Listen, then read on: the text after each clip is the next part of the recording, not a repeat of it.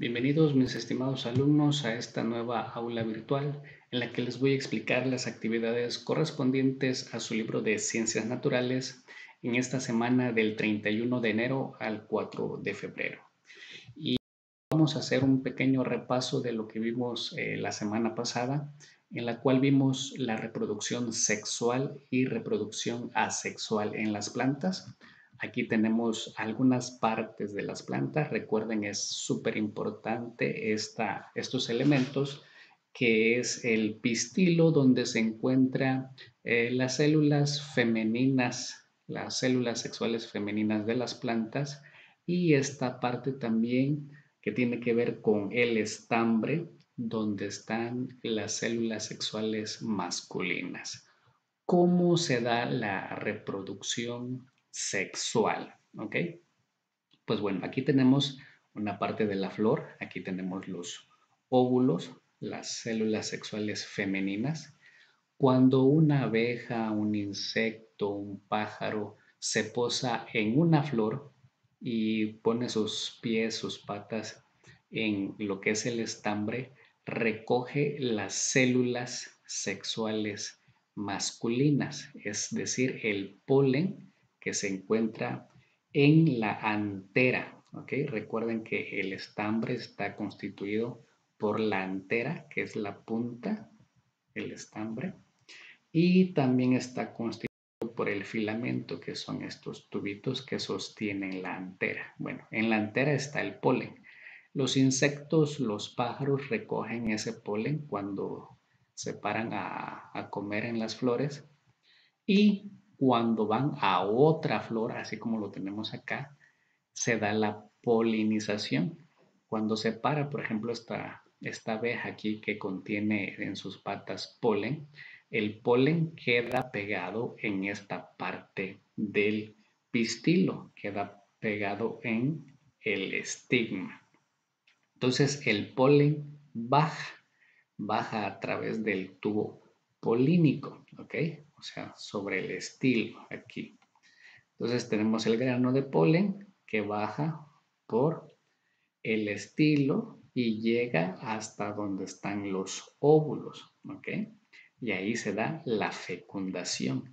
Esto es el proceso de cómo se da la reproducción sexual en las plantas. Pueden ser por acción de algunos insectos como la abeja, o por el viento también. El viento eh, recorre al polen de una flor hacia otra. ¿Ok? Bueno, la reproducción asexual se da en los tipos de plantas que tienen tubérculos, rizomas y estolón. Es decir, aquí no hay una unión de una célula sexual femenina y una célula sexual masculina. Este tipo de reproducción se da por la misma planta, ¿ok? Por ejemplo, las papas. Cuando nosotros sembramos una papa y están las condiciones adecuadas, en la papa empiezan a salir estas ramas donde se crea una nueva planta de papas. O como tenemos a el lirio también, que a través de sus raíces eh, crece una nueva planta hacia los lados. O como la fresa también, que es a través de sus estolones. Si nosotros cortamos una parte, un tallo de este tipo de plantas que se da para la reproducción sexual y la plantamos, ese tallo se puede crear una nueva planta a través de su estolón. Bueno, una vez que hicimos ese pequeño resumen de lo que vimos la semana pasada, vamos a continuar en las páginas 48 y 49. ¿Qué es lo que vamos a realizar? Primero leemos esta parte, esta sección de semejanzas y diferencias entre la reproducción sexual y asexual. Completamos esta tabla, es importante que lo hagamos bien, que hagamos esa investigación sobre las características de las plantas que tienen una reproducción sexual y asexual.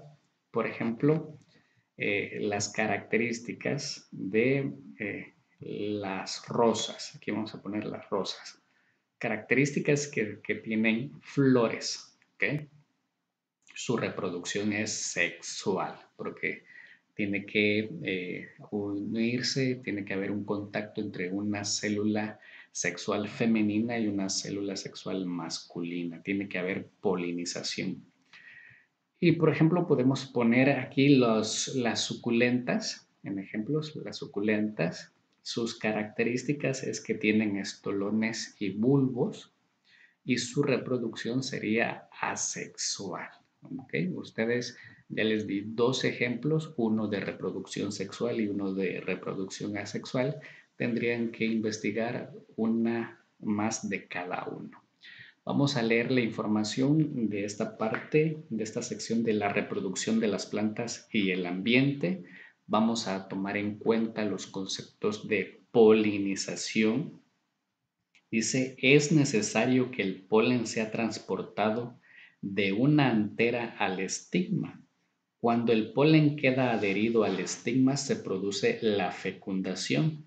A este proceso se le llama polinización. ¿Okay? Y aquí tenemos estas imágenes donde un insecto se posa de una flor a otra y es ahí donde lleva el polen de una flor a otra, o sea que lleva la célula sexual masculina de una flor a otra y es así como se da la polinización.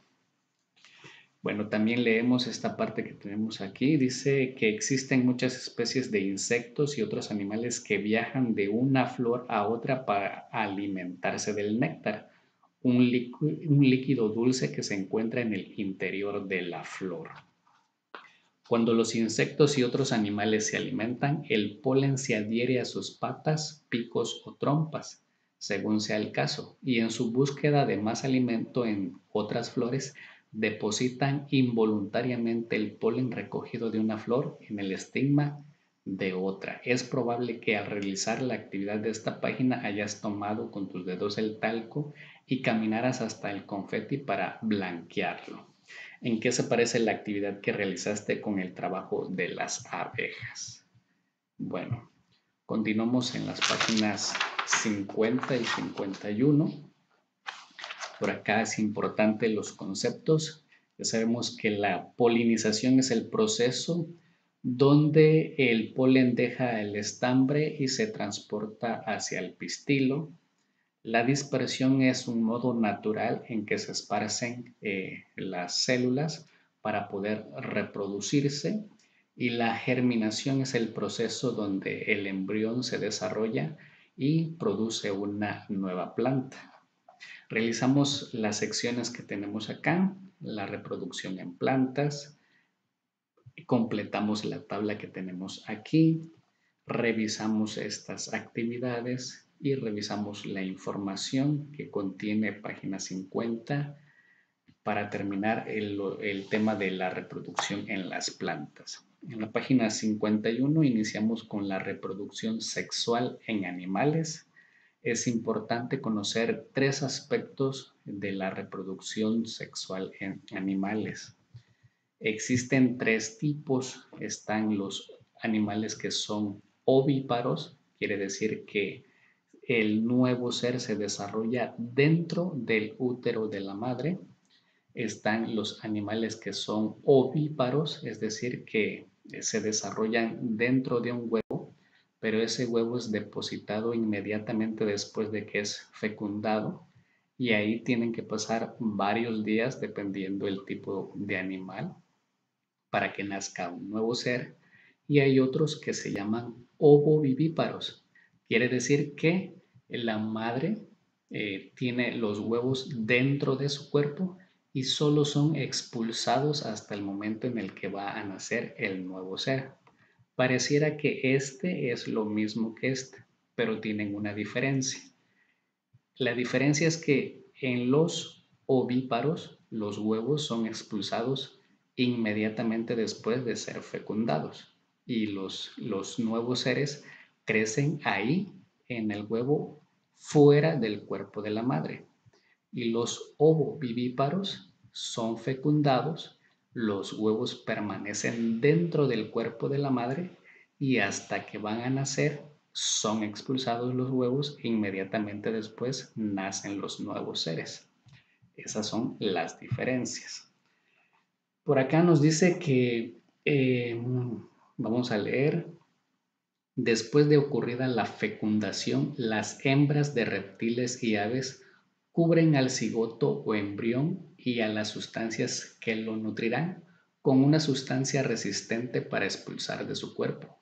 Conocemos esas células, son muy grandes, las llamamos comúnmente huevos y su cubierta resistente es el cascarón. La reproducción en los animales es principalmente sexual. En la página 52 tenemos información que es muy importante. Por acá nos da que el embrión está dentro del útero de las madres, se les llama vivíparos. ¿Qué es el proceso de gestación? Dice, después de un tiempo, cuando el nuevo ser está más desarrollado, es expulsado del cuerpo de la madre. Contestamos las actividades que tenemos de aquí, lo que es la incubación. Y en la página 53 revisamos el concepto de cortejo, ¿okay? Que es la forma o el proceso de cómo un macho se acerca hacia una hembra. Y leemos la información que tenemos en esta parte. Dice elección de pareja, cortejo y cuidado de crías. Ahí tenemos dos imágenes que tienen que ver con estos conceptos. Pues muy bien, mis estimados alumnos, les envío un fuerte abrazo a la distancia y nos vemos en clases presenciales. Hasta luego.